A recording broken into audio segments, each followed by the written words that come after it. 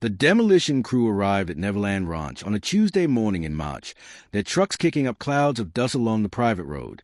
4 years. The estate had stood silent, a monument to memories both beautiful and painful. Now, new owners had different plans.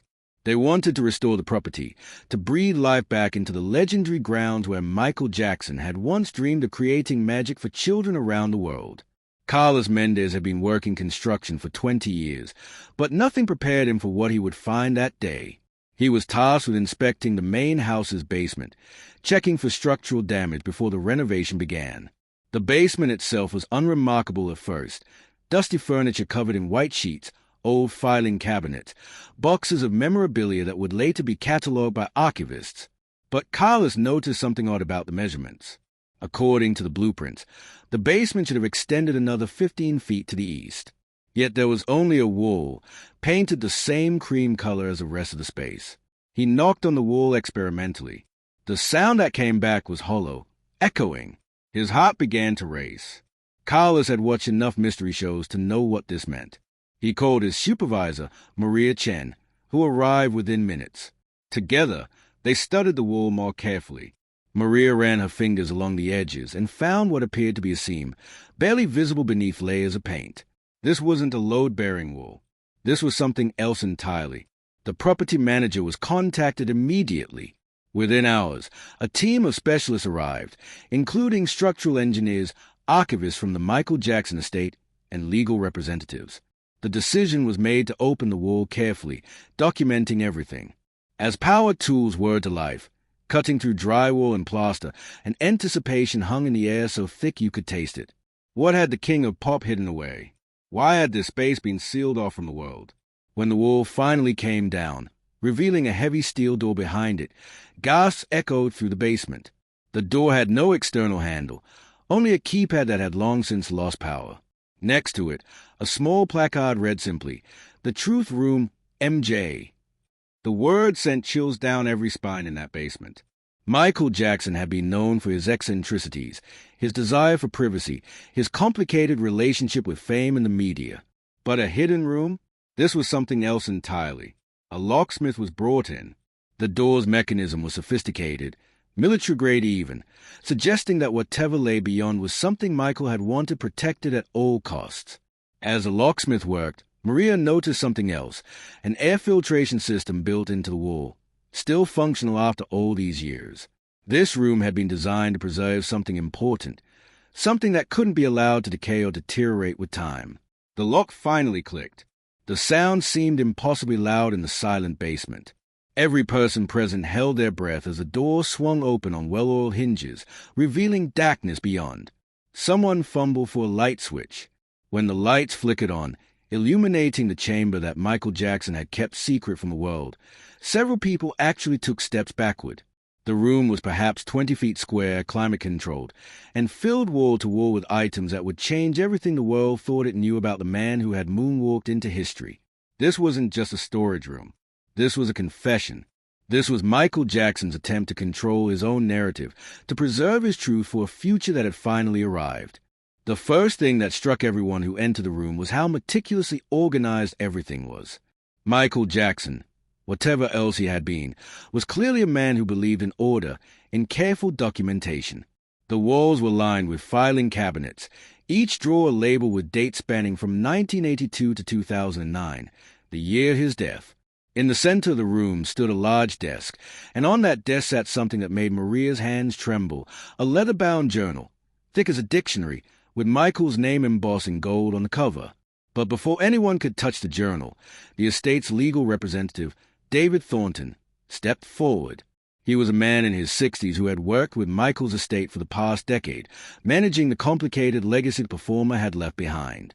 David's face had gone pale when he entered the room. He recognized some of these filing cabinets. Michael had once mentioned to him, in passing during a meeting in 2007, that he was keeping records, that someday people would understand. David had assumed it was just the rambling of a troubled man. Now he realized Michael had been entirely serious. The team began carefully, following proper archival procedures. They photographed everything before touching it, documenting the room exactly as Michael had left it.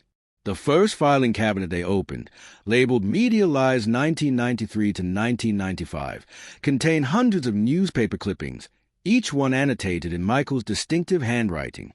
Next to articles about the allegations that had nearly destroyed him, Michael had written rebuttals, pointing out inconsistencies, naming individuals he believed had conspired against him. Some of his notes were angry, full of hurt and betrayal. Others were surprisingly analytical, almost detective-like in their attention to detail. But it was a second cabinet that truly shocked everyone. Labeled simply Recordings, it contained hundreds of cassette tapes and, surprisingly, digital drive that had been carefully preserved in antistatic bags. Each tape was labeled with dates and names. There were recordings of phone calls, of meetings, of conversations Michael had apparently recorded without the other party's knowledge. Whatever legal implications this might have, one thing was clear. Michael Jackson had been building a case, collecting evidence, preparing for a trial that would take place in the court of public opinion long after his death. Sarah Kim, an archivist who specialized in celebrity estates, began cataloging the contents with shaking hands. She pulled out a tape labeled Phone Call, Father, June 1993, and held it up to the light. Next to it was another, Meeting with Lawyers, August 1993. And another, Conversation, Accuser's Attorney, September 1993. The implications were staggering. If these recordings were authentic, they might contain evidence that could rewrite the narrative that had haunted Michael Jackson for the last 16 years of his life. The third cabinet contained something even more unexpected: medical records, psychological evaluations, and doctor's notes spanning decades. Michael had apparently kept copies of everything, building a paper trail that documented his struggles with pain medication, his insomnia, his vitiligo, his lupus. These weren't just medical records, though. Attached to many of them were notes from Michael himself, explaining in his own words what he had been going through, why he had made certain decisions, how the constant scrutiny had affected his mental health. Reading them, even the hardened legal professionals in the room felt their eyes stinging with tears. There were letters, too, hundreds of them, organized by year. Letters Michael had written but never sent, addressed to his family, to former friends who had betrayed him, to the children who had accused him, to the media that had destroyed his reputation. Some letters were forgiving, even loving. Others were bitter, angry, demanding justice. All of them were heartbreaking in their honesty, revealing a man who had been desperate to be understood, to be believed, to be seen as something more than the caricature the world had made of him. As the day wore on and the team continued their careful examination, they began to understand the scope of what they had found. This wasn't just a hidden room full of Michael Jackson's personal effects. This was a time capsule, a message in a bottle thrown into the future, a desperate attempt by a dying man to tell his story on his own terms. The question now was what to do with it all. 3 days after the discovery, with the room now secure and under 24-hour guard, David Thornton received permission from the estate's executors to open Michael Jackson's journal. A team of 5 people gathered in a secure conference room at a law office in Los Angeles. They had agreed that whatever they found in these pages would be handled with the utmost care and discretion. Michael's children, Prince, Paris, and Blanket, now adults, had been informed and given the choice of whether to be present. Paris had chosen to come, sitting now at the far end of the conference table, her face a mask of controlled emotion. David opened the journal carefully. The first page was dated January 15th, 1993, just months before the first allegations would surface that would forever change Michael's life. The handwriting was neat, careful, the words of a man who knew he was writing for posterity. They are going to come for me soon. The first entry began. I can feel it. The more successful I become, the bigger the target on my back. This journal will be my witness. This will be my truth when I'm no longer here to speak it. The entries that followed were devastating in their honesty. Michael wrote about his childhood, about the abuse he had suffered at his father's hands, about the loss of innocence that came with being thrust into stardom at age 5. He wrote about his changing appearance, explaining in detail his struggle with vitiligo, the skin condition that had gradually destroyed the pigmentation in his skin. He included photographs as evidence, medical records, doctors' statements. He had anticipated every skeptic, every accuser, every person who would claim he had whitened his skin out of self-hatred. But it was the entries about the allegations that made Paris weep openly. Michael had documented everything. The first time he met the family, his genuine desire to help a sick child, the gradual realization that he was being set up, the devastating betrayal when the accusations became public. He wrote about the strip search, about the humiliation of having police photograph his naked body looking for identifying marks. He wrote about the moment he realized that no matter what the truth was, the accusation itself had already convicted him in the public's mind. I settled the case. One entry read, dated January 25th, 1994. My lawyer said it was the only way to make it stop, to protect my career, to move forward.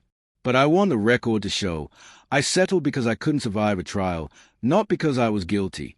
The media circus had already destroyed my health, my spirit, my ability to work. The boy's father wanted money, not justice. I gave him money to make it stop. But in doing so, I gave the world permission to believe I was guilty. This will haunt me forever. The journal continued through the years, documenting Michael's increasing isolation, his struggle with prescription drug addiction that began after the Pepsi commercial fire left him with chronic pain, his desperate attempt to find peace and normalcy in a life that offered neither. He wrote about his children with fierce love and protectiveness, explaining his decision to shield them from the public, to give them the childhood he never had. He wrote about his plans for a comeback, his dreams of vindication, his hope that his music would ultimately speak louder than the accusations. The later entries grew darker. Michael wrote about the 2005 trial, about the betrayal of people he had trusted, about the toll it was taking on his body and mind. But he also wrote about his determination to prove his innocence, about the relief he felt when the jury acquitted him on all counts, and about his frustration that even acquittal wasn't enough to restore his reputation. They wanted me to be guilty, he wrote. The story was better if I was a monster. An innocent man isn't news. A fallen idol sells newspapers. The final entry was dated June 24th, 2009, the day before his death. Michael's handwriting was shaky, less controlled than in earlier entries. I'm tired, he wrote. So tired of fighting, of defending myself, of trying to make people understand. My body is failing. The medication that keeps the pain at bay is destroying me from the inside. But I want my children to know the truth. I want the world to know that I love children because I saw myself in them. The innocence I lost, the childhood I never had.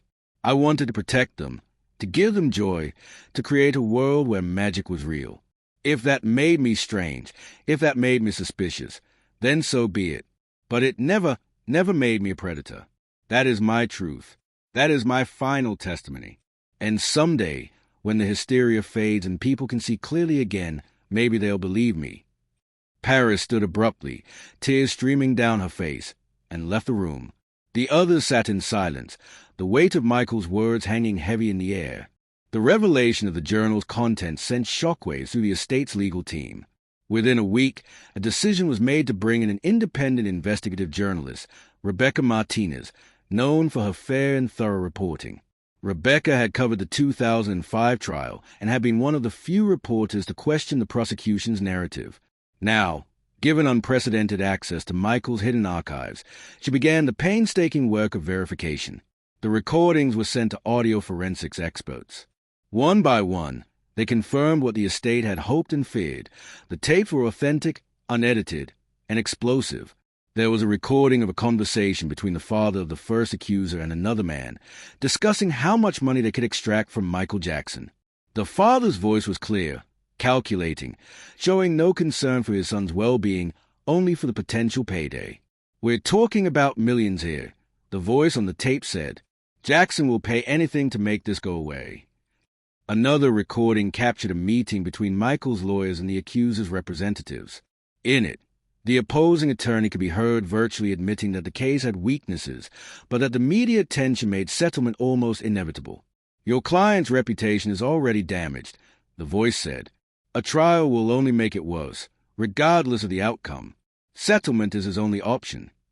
The cold calculation in those words was chilling, but perhaps most significant was a recording made in 2003, 2 years before the second major trial. Michael had apparently worn a wire during a meeting with the family of his second accuser. On the tape, the mother could be heard coaching her son, telling him what to say, promising him that if he stuck to the story, they would never have to worry about money again. The boy's reluctance was evident, his voice quiet and uncertain. At one point, he even said, "But, Mom, he didn't do anything." The mother's response was swift and harsh. "Don't you dare back out now. Do you want to go back to being poor?" Rebecca spent weeks going through every document, every recording, every piece of evidence Michael had collected. She interviewed audio experts, handwriting analysts, investigators who had worked the original cases. She tracked down witnesses who had never been called to testify, people who had been silenced by non-disclosure agreements or simply ignored because their testimony didn't fit the narrative the media wanted to tell. What emerged was a picture far more complex and disturbing than anyone had imagined. The evidence suggested a pattern that had repeated itself over years. Families would befriend Michael, would gain his trust and access to his wealth. They would see a vulnerable man, isolated and desperate for genuine human connection, someone who had never learned how to recognize manipulation because his entire life had been built on using and being used.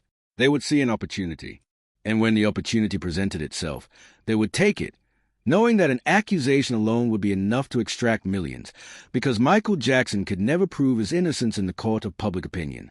But Rebecca's investigation also revealed Michael's own failures.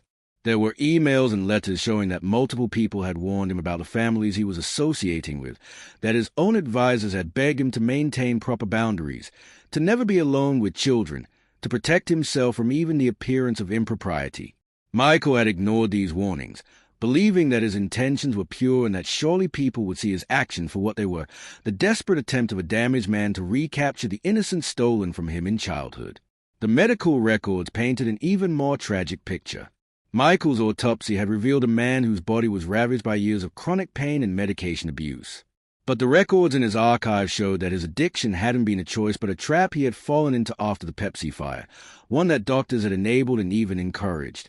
Prescription after prescription, medication after medication, each one prescribed by a different doctor, none of them communicating with each other, all of them happy to take money from a desperate man in pain. There were also letters from Michael to his own therapist, detailing his struggles with insomnia, anxiety, and depression.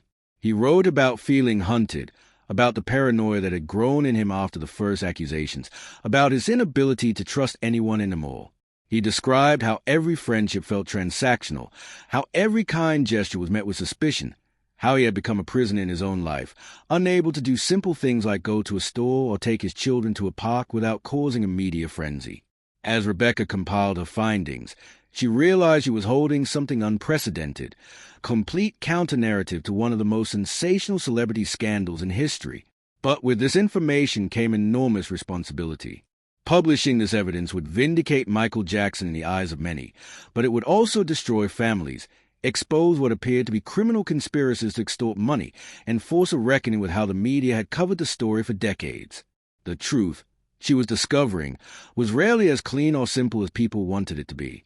6 months after the discovery of the hidden chamber, Rebecca Martinez stood before a packed press conference in downtown Los Angeles. Behind her, on screens covering the wall, was a single phrase, "Michael Jackson, the evidence."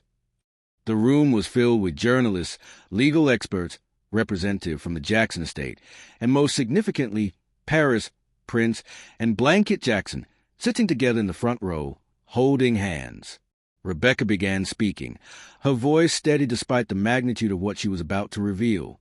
"For the past 6 months, I have had access to documents, recordings, and evidence that Michael Jackson collected and preserved in a secret chamber at Neverland Ranch.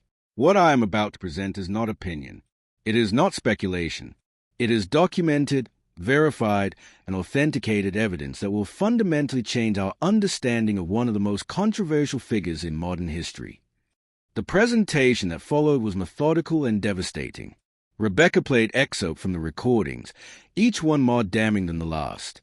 She presented financial records showing suspicious transactions, payments made to witnesses who later recanted their testimony, evidence of coordination between accusers' families and tabloid media outlets. She showed medical records proving Michael's vitiligo, his lupus, his chronic pain. She presented testimony from FBI agents who had investigated Michael for over a decade and found no evidence of criminal wrongdoing. But Rebecca didn't just present evidence of Michael's innocence. She also addressed his failures, his poor judgment, his inability to understand how his behavior appeared to others. Michael Jackson was not a perfect man, she said carefully. His need to surround himself with children, while rooted in his own traumatic childhood, was nevertheless inappropriate and created situations that were rightfully concerning to many people. But inappropriate judgment is not the same as criminal behavior, and the evidence overwhelmingly suggests that Michael Jackson was a victim of multiple extortion attempts by families who saw his wealth and his vulnerability as an opportunity. The fallout was immediate and explosive. Within hours, major news networks were covering the story. Social media erupted with debates, arguments, apologies, and recriminations.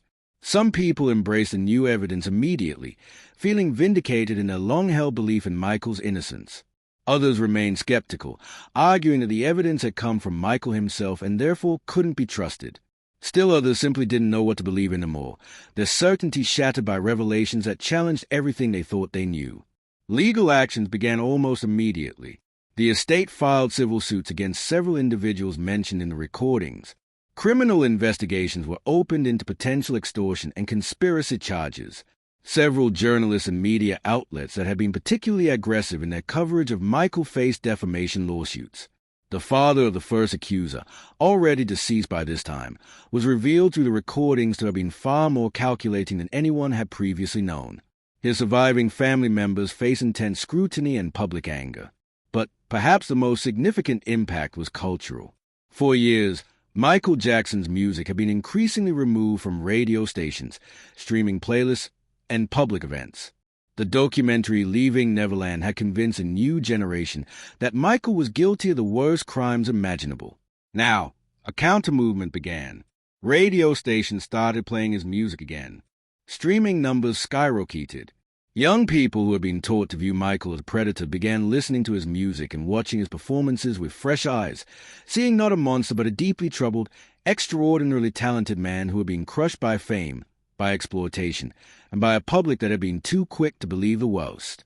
The Jackson children gave their first joint interview 3 months after the press conference. Paris, now a confident young woman, spoke eloquently about growing up knowing her father was innocent but being powerless to convince the world.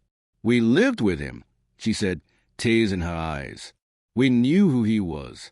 He was gentle, loving, sometimes silly, often sad, but never capable of what he was accused of. Having this evidence come to light doesn't erase the years we spent defending him to a world that didn't want to listen. But it gives us something we've never had before, proof. Not just our word, not just our love for him, but actual, documented proof." Prince spoke about the chamber itself, about his father's need to document everything, to preserve his truth for a future that had finally arrived. "My father knew he wouldn't live to see his name cleared," Prince said. "The stress, the medication, the constant attacks on his character, they killed him. But he also knew that truth is a way of emerging eventually.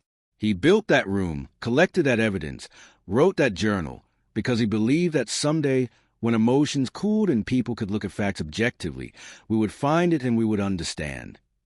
Blanket, the youngest and most private of the children, simply said, "I wish he could have known. I wish he could have lived to see people finally believe him." As the months turned into years, Michael Jackson's legacy began to transform once again. He would never be the uncomplicated icon he had been in the early days of his fame. Too much had happened. Too many questions would always remain. Too much damage had been done to ever fully repair. But he was no longer universally viewed as a predator either. Instead, a more nuanced understanding emerged. Michael Jackson was a profoundly damaged man, a victim of childhood abuse and adult exploitation. Someone whose inability to grow up normally had created genuine concerns about his judgment, but who had ultimately been innocent of the crimes he was accused of and had died without ever receiving the vindication he desperately sought. The hidden chamber at Neverland Ranch was eventually converted into a small museum, open only to researchers and family members. The evidence it contained remained sealed, available only to legal authorities and serious scholars. But its discovery had accomplished what Michael Jackson had hoped for. It had given the world his truth, in his own words, backed by evidence that couldn't be easily dismissed. Whether that truth was enough to redeem his reputation completely remained a matter of debate. But for his children, for those who had loved him and believed in him, it was enough. Finally, After all the years of accusations and allegations, the world had heard Michael's side of the story. The truth room had served its purpose. The king of pop, gone now for over 15 years, had finally spoken from beyond the grave, and the world, for better or worse, had been forced to listen.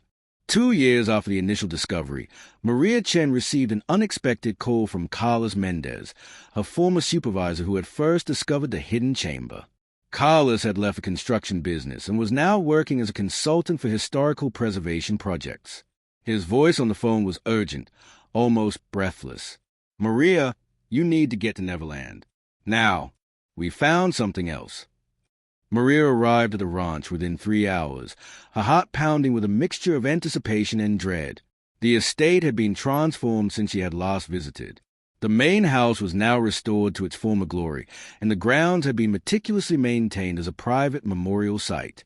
Carlos met her at the entrance, his face pale despite the California sunshine. "We were doing final structural assessments in the theater building," he explained as they walked briskly across the property. "There's a crawl space beneath the stage that wasn't on any of the original blueprints. And inside that crawl space, we found a safe."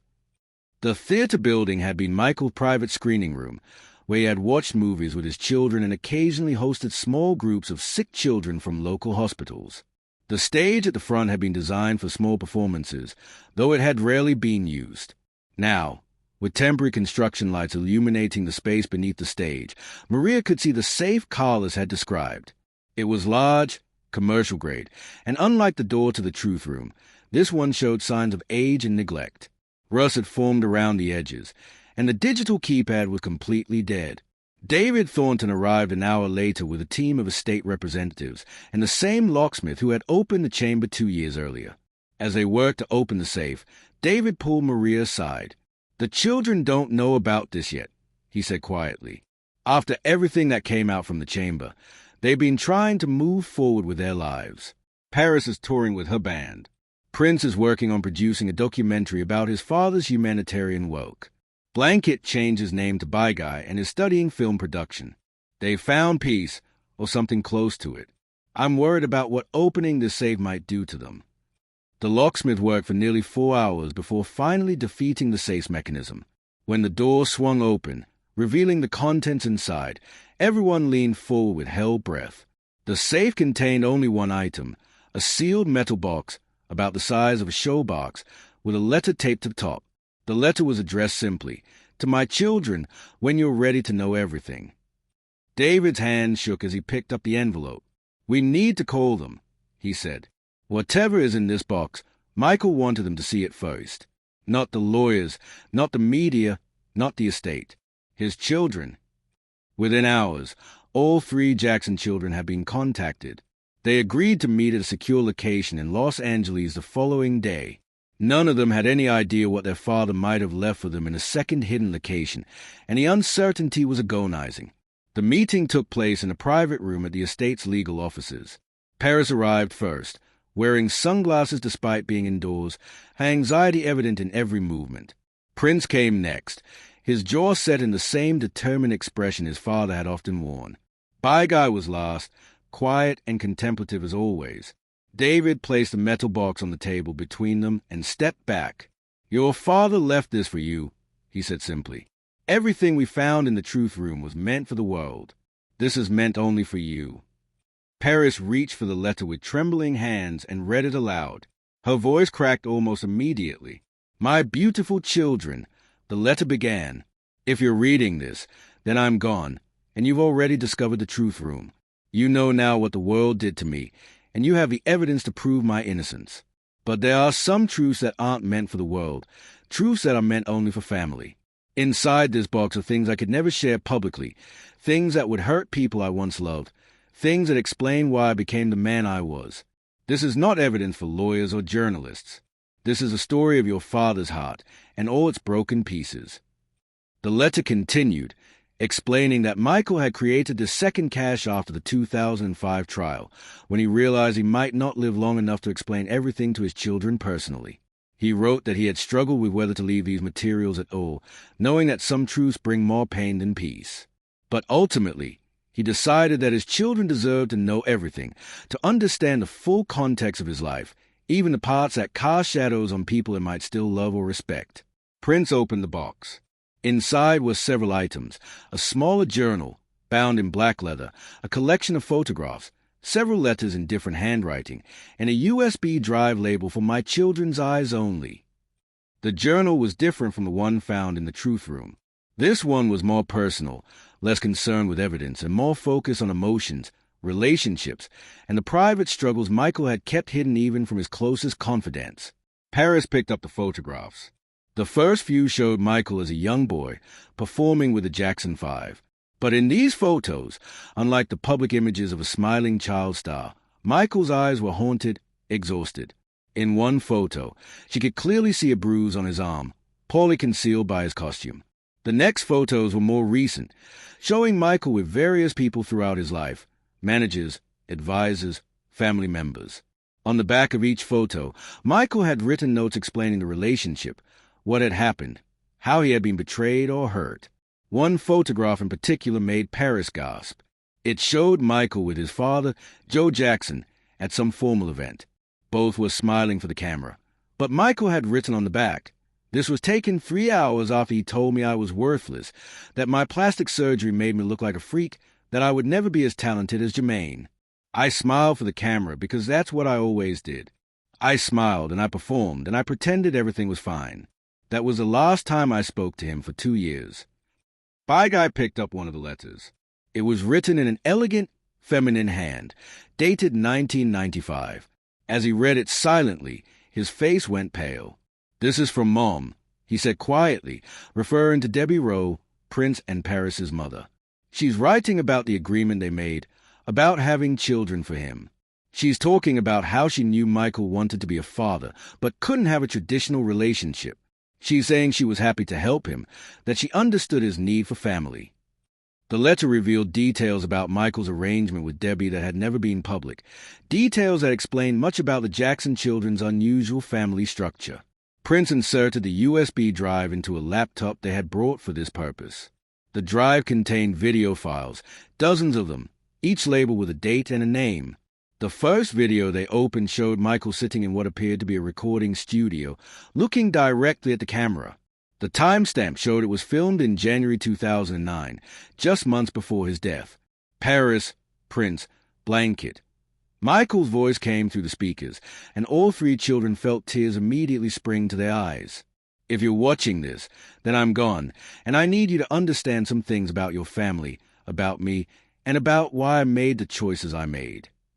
What followed in that video, and in the others on the drive, was the most intimate confession Michael Jackson had ever made. He spoke about his childhood abuse in graphic detail, explaining how his father's beatings and psychological torture had shaped every decision he made as an adult. He talked about his relationship with his mother, Catherine, expressing both his love for her and his resentment that she had never protected him from Joe's abuse. He discussed his siblings, naming which ones had supported him through the allegations and which had abandoned him or, worse, profited from his troubles. Michael spoke about his marriages, admitting that neither had been traditional love relationships. He explained that his ability to be intimate with adults had been severely damaged by his traumatic childhood and the constant scrutiny of his adult life.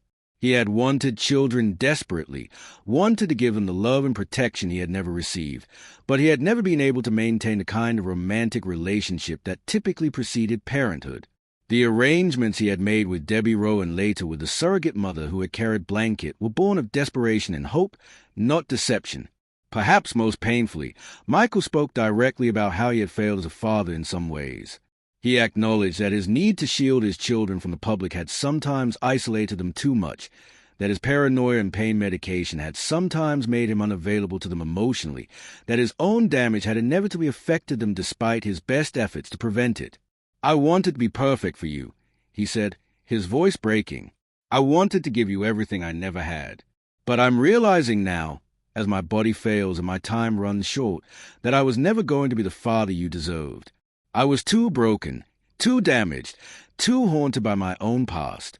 And I'm so sorry." The 3 siblings watched video after video, each one revealing another layer of their father's complicated truth. Michael talked about his financial troubles, explaining how various advisors and family members had taken advantage of him, leaving him deeply in debt despite having earned hundreds of millions over his career. He discussed his drug addiction honestly, admitting that what had started as pain management after the Pepsi fire had become a crutch he used to escape the constant pressure and scrutiny. He revealed that he had attempted suicide twice, once after the 1993 allegations and once during the 2005 trial, only stopping because he couldn't bear to abandon his children. But Michael also spoke about joy, about the moments that had made his difficult life worthwhile. He talked about holding each of his children for the first time, about the overwhelming love he had felt, the determination to protect them from the world that had destroyed him. He spoke about his music, about how creating art was the only time he felt truly free, truly himself. He discussed his humanitarian work, the sick children he had helped, the causes he had supported quietly without seeking publicity.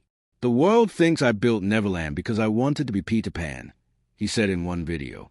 "But I built it because I wanted to create a place where innocence could exist, where children could be children, where joy was still possible. I failed at that, like I failed at so many things. But the dream was beautiful while it lasted." As the sun set outside the conference room windows, the Jackson children finally finished watching all the videos and reading all the materials in the box. They sat in silence for a long time, processing what they had learned, grieving for the father they had known and the father they were only now truly understanding. Finally, Paris spoke. "What do we do with this?" she asked, gesturing to the box and its contents. David Thornton, who had waited patiently in an adjacent room, came back in. "That's entirely your decision," he said gently. "This was meant for you, not for the world. You can destroy it, preserve it privately, or eventually share it publicly. There's no right answer." The three siblings looked at each other, a silent conversation passing between them. Prince finally nodded and spoke for all of them. "We keep it private," he said. "The truth room gave the world the evidence they needed to reconsider Dad's innocence. But this," he gestured to the box, "this is ours. These are our father's private thoughts, meant for his children. The world doesn't need to know everything. Some truths can remain in the family." Paris and Baigai agreed.